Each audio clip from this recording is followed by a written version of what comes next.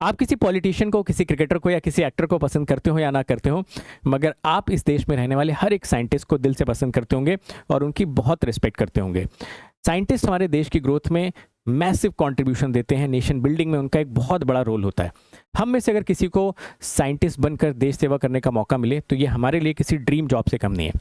हाल फिलहाल में इंडिया में साइंटिस्ट बनने की बहुत गोल्डन अपॉर्चुनिटीज़ एग्जिस्ट कर रही हैं। पिछले 2 सालों की अगर मैं बात करूं तो बहुत बार ऐसी अपॉर्चुनिटीज़ आई है जहां पर आप साइंटिस्ट बनकर गवर्नमेंट ऑफ इंडिया का टैग ले सकते हैं, अपनी गाड़ी पे भारत सरकार लिखवा सकते हैं और उसके साथ साथ सोसाइटी में अटमोस्ट रिस्पेक्ट ऑब्टेन कर सकते हैं जो कि एक साइंटिस्ट को मिलती है। क्या ये साइंटिस्ट बनने की अपॉर्चुनिटी फ्यूचर में भी जारी रहेगी? बिल्कुल जारी रहेगी। आज के सेशन में मैं आपको वही बताने वाला हूँ कि गेट स्कोर कार्ड के थ्रू कौन कौन सी अपकमिंग गवर्नमेंट साइंटिस्ट जॉब्स आपके लिए आने वाली हैं और क्यों आपको गेट के लिए थोड़ी और एक्स्ट्रा मेहनत कर लेनी चाहिए, सो दैट एक बार गेट का एग्जाम तगड़ा हो गया तो कोई ना कोई अपॉर्चुनिटी तो मिलेगी ही मिलेगी, उसके साथ साथ साइंटिस्ट बनने की एक नोबल अपॉर्चुनिटी भी आपके सामने एग्जिस्ट करेगी। आज के इस सेशन में मैं आपको डिफरेंट साइंटिस्ट जॉब अपॉर्चुनिटीज़ के बारे में बताने वाला हूं, उनके एलिजिबिलिटी क्राइटेरिया बताऊंगा, उनके लास्ट ईयर के कट ऑफ्स के बारे में चर्चा करूंगा, अभी उनमें लेटेस्ट अपडेट क्या चल रही है उसकी भी मैं आपको चर्चा करके बताऊंगा। तो ये काफ़ी इंपॉर्टेंट हो जाता है ये इन्फॉर्मेशन आप लोगों के लिए लेना। चलिए शुरू करते हैं। सबसे पहले हम लोग बात करते हैं डीआरडीओ की। DRDO defence research and development organisation, government होती है ये ऑर्गेनाइजेशन। उसके अलावा अगर आप मिनिस्ट्री की बात करोगे तो ministry of defence government of India के अंतर्गत आती है। रोल इसका क्या होता है? Research and development for defence technologies, missiles, aircraft, radars and etc. अगर आप लोग इसकी की इन्फॉर्मेशन की बात करो तो सबसे पहले पोस्ट की बात कर लेते हैं। साइंटिस्ट बी की आपको पोस्ट मिलती है। बी बीटेक इसमें क्राइटेरिया होता है, एलिजिबिलिटी एज लिमिट 35 ईयर्स होती है। सिलेक्शन प्रोसेस के लिए वैलिड गेट स्कोर चाहिए होता है, साथ में टेक्निकल इंटरव्यू होता है। सैलरी की अगर आप बात करोगे तो अप्रॉक्सीमेटली 1 लाख रुपए सारी चीज़ें इंक्लूड करके आप पर मंथ यहाँ पर एक्सपेक्ट कर सकते हो। अब अगर मैं इसमें लास्ट ईयर कट ऑफ वगैरह की बात करूं तो जो अभी हमारे पास लेटेस्ट इन्फॉर्मेशन कट ऑफ की है उसमें कंप्यूटर साइंस के लिए 697 गेट स्कोर गया था कट ऑफ। ये कट ऑफ नेक्स्ट ईयर थोड़ा ज़्यादा जाने के चांसेस हैं क्योंकि कंप्यूटर साइंस में हाल फिलहाल में काफ़ी सारे बच्चे इंक्रीज हुए हैं, तो ये कट ऑफ थोड़ी ज़्यादा जा सकती है। इलेक्ट्रिकल में ये 913 गई थी, केमिकल में 733, इलेक्ट्रॉनिक्स एंड कम्युनिकेशन में 725, मैकेनिकल में 804। तो जब आप गेट 2026 का एग्जाम देने वाले होंगे और अगर आपका सपना साइंटिस्ट बनकर डीआरडीओ में जाने का है तो आप याद रखना, कोशिश आप यही करेंगे कि आप 800 क्राउन स्कोर कार्ड लेकर आएंगे, सो दैट जब डीआरडीओ में आपको जाने की अपॉर्चुनिटी मिले तो आपको वहाँ पे सेकंड थॉट ना देना पड़े और आपको इंटरव्यू कॉल के लिए ज़रूर मौका मिले। तो ये तो बात हो गई। बाकी अगर सिविल की आप बात करोगे तो सिविल में ओबीसी का कट ऑफ 869 गया था। अब डीआरडीओ के बारे में जो लेटेस्ट अपडेट मेरे पास ये है कि डीआरडीओ ने ये अनाउंस ऑलरेडी कर दिया है कि वो अपनी जो नेक्स्ट साइकिल की रिक्रूटमेंट करेंगे वो गेट 2026 के स्कोर कार्ड के थ्रू करेंगे। इस नोटिफिकेशन को मैंने बहुत डिटेल में इसी चैनल पे कवर भी किया हुआ, आप देख भी सकते हो। यानी कि आप गेट 2026 देने के बाद, अच्छा स्कोर कार्ड लाने के बाद यहाँ पर इंटरव्यू देने का एक मौका ज़रूर एक्सपेक्ट कर सकते हो, बशर्ते आप गेट के एग्जाम में बेहतर परफॉर्म करिए। तो ये थी डीआरडीओ के बारे में सारी इन्फॉर्मेशन। अब आते हैं इसरो के पास। इसरो वाली जो ऑर्गेनाइजेशन है that is also government organisation. अगर मिनिस्ट्री की बात करोगे तो this comes department of space which directly comes under the prime minister's office, PMO office के अंदर डायरेक्टली आता है। बाकी इनका रोल आप लोगों को पता ही है, स्पेस एक्सप्लोरेशन इनका होता है, satellite launches, space sciences and other applications. ठीक है, इसमें अगर आप पोस्ट की बात करोगे तो जो पोस्ट आपको मिलती है वो scientist engineer SC. B B Tech इसमें चाहिए होता है, एक बात का ध्यान रखिएगा, इसमें आपके बीटेक में एग्रीगेट परसेंट 65% या सीजीपीए आपका जो होना चाहिए that should be 6.84 out of 10। Otherwise आप फॉर्म नहीं भर पाओगे, भरोगे भी तो रिजेक्ट हो जाएगा और फिर आपकी एप्लीकेशन फीस भी वापस नहीं आएगी। उसके अलावा एज लिमिट इसमें 28 ईयर्स होती है। आप बोलोगे सर आप इसरो के लिए फॉर्म भरने की बात क्यों कर रहे हो? इसरो का तो आप बताने वाले हो कि गेट स्कोर कार्ड के थ्रू होता है ना। देखिए बहुत कॉमन कन्फ्यूजन होता है बच्चों के दिमाग में, तो मैं क्लियर कर देता हूँ। गेट के स्कोर कार्ड के थ्रू भी इसरो कैंडिडेट्स की हायरिंग करती है और इसरो अपना अलग से एग्जामिनेशन भी कंडक्ट करवाती है। जैसे अभी हाल फिलहाल में ही दोनों तरीके के अपॉर्चुनिटीज एग्जिस्ट कर रही हैं। कुछ समय पहले इसरो ने नोटिफिकेशन निकाला था कि वो गेट स्कोर कार्ड के थ्रू 3 पर्टिकुलर ब्रांचेस को बच्चों को हायर करेंगे। उसके अलावा अभी हाल फिलहाल में उन्होंने नोटिफिकेशन निकाला जिसमें उन्होंने बोला कि हम सेंटर बेस्ड टेस्ट करवाकर लगभग सारी पॉपुलर ब्रांचेस के बच्चों को हायर करेंगे। तो दोनों तरीके की अपॉर्चुनिटीज एग्जिस्ट करती हैं। इसरो की हायरिंग के दौरान गेट स्कोर कार्ड के थ्रू भी आपको मौका मिलता है, खासकर जो इलेक्ट्रॉनिक्स, मैकेनिकल और सीएस के बच्चे होते हैं, और जो अदर ब्रांचेस के बच्चे हैं उनके लिए सीबीटी के थ्रू भी इसरो ज्वाइन करने का मौका मिलता है। इसमें अगर हम लोग सैलरी की, तो यहाँ पे मैंने देखो लिखा भी हुआ गेट स्कोर के थ्रू भी मौका मिलता है कुछ स्पेसिफिक ब्रांचेस को, बाकी रिटन टेस्ट भी होता है, और इसमें तो टेक्निकल इंटरव्यू तो अपने आप में एक बहुत अच्छा एक्सपीरियंस होता है। सैलरी की अगर आप बात करो तो लेवल 10 पे मैट्रिक्स इसमें होती है। आपका जो बेसिक पे 56,156,100 per month plus allowances plus HRA आप यहाँ पे एक्सपेक्ट कर सकते हो।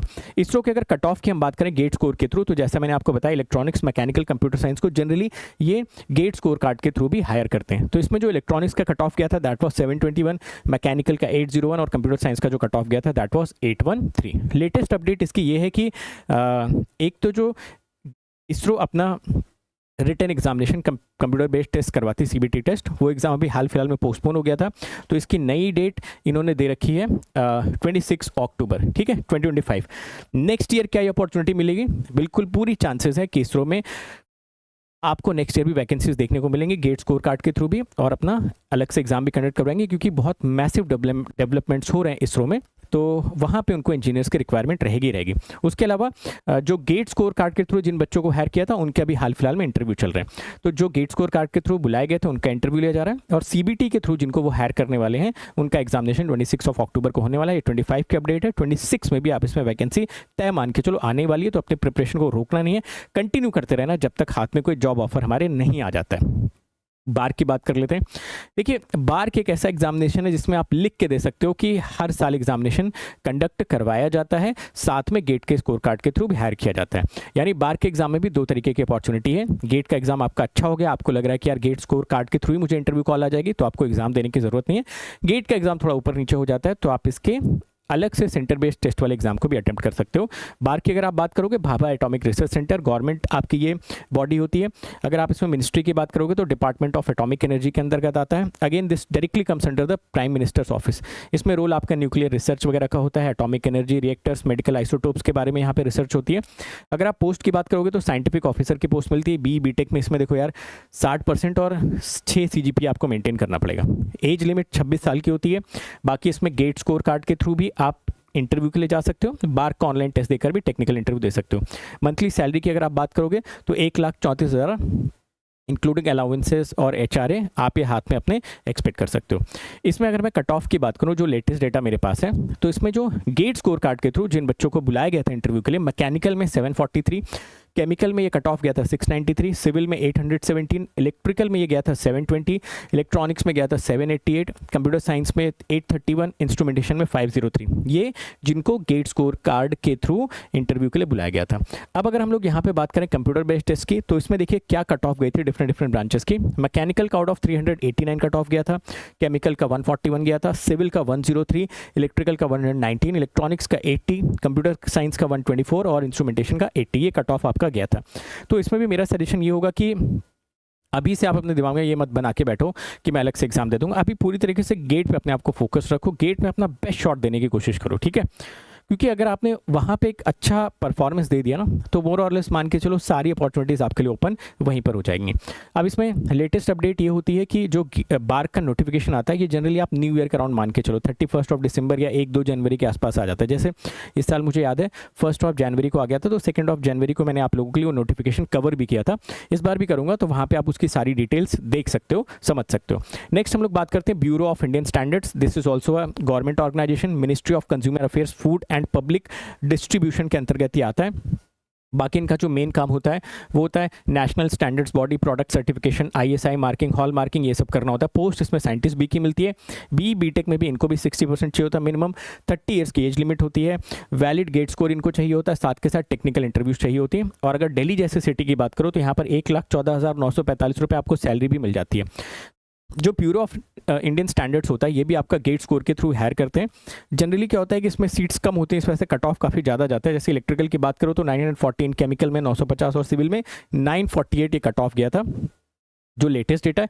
बाकी अगर आप 18, 19, 20 वाला साइकिल कंसिडर करो, यानी कि जो 2020 में इन्होंने कट ऑफ दिया होगा, जिसमें उन्होंने पिछले 3 साल के गेट स्कोर वाले कैंडिडेट्स को अलाउ किया होगा, तो उसमें इलेक्ट्रिकल का जो कट ऑफ 920 गया था, सिविल का केमिकल का 844, सिविल का 965, कंप्यूटर साइंस का 866, इलेक्ट्रॉनिक्स का 945।